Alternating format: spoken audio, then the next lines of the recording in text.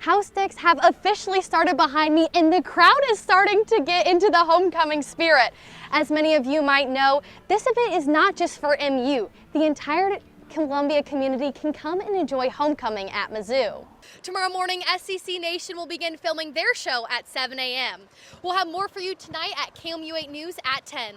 Live from MU campus, Emma Becker, KMU8 News. Welch is in the process of hitting 5,700 push-ups right now behind me, and the room is starting to fill up for the end of the 12 hours. You can hear the cheers of the crowd. The ceremony itself will start at 7 p.m. and will be hosted by KMU8 Sports Director Ben Arnett. We'll have more for you tonight at KMU8 News at 9 and 10. Reporting from Mizzou Arena, Emma Becker, KMU8 News.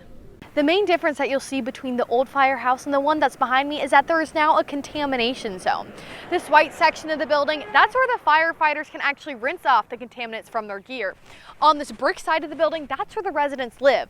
The 4 bay doors where their fire trucks will stay, that's the warm zone that'll separate the contaminants. Even I took a turn. One of the pilots, Daniel, showed me how it was done. Go around the other way, turn left, and then pull back. Behind me, you can see that almost 61% of Missouri is categorized as abnormally dry, including Cole and Boone counties.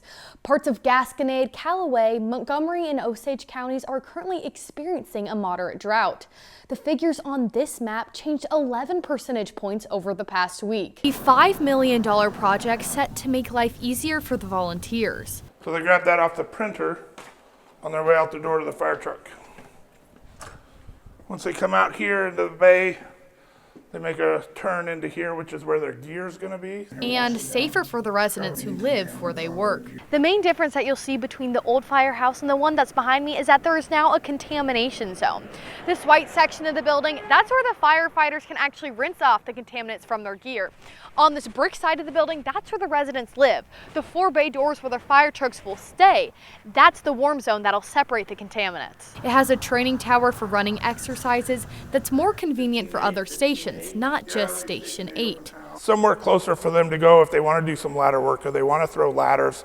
They can do that without having to go clear up north. It also has private hotel-like rooms for privacy and comfort for residents. 6 beds and an additional guest room. We didn't build a Taj Mahal, so to speak. We built a very functional, very economic. Flying together is worth the long drive for a lot of these pilots. So our drive is about an hour and a half to get here, but I mean we've also done drives of 4 to 5 to 6 hours for different events that we've been to. They celebrate their wins. Beautiful landing there, pal. And their losses together. Oops. But they love getting together and love their planes. 1994, I was watching some people do it and decided I liked it.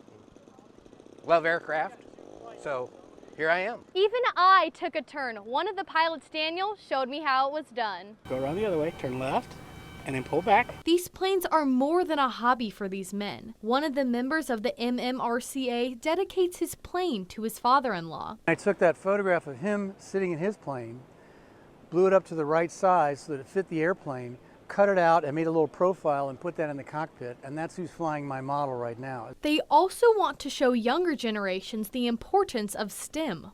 And the idea is to get youth involved in this hobby because it's a very good way to learn a lot of really good skills that can help them later in life, or even start a career in some part of the aviation industry. It was a crazy idea. He's a crazy dude, but he'll find a way to spin it to make it positive for a lot of people. Creating a Guinness World Record comes with high standards and regulations. His elbow bend as going down was a 90-degree bend, and then as he came up out of the push-up or pushed up, then he wanted full lockout in his arms, and then all of that keeping body relatively rigid as he's going up and down. 2 cameras are going at all times while friends count Kim Welch's push-ups and keep him on pace.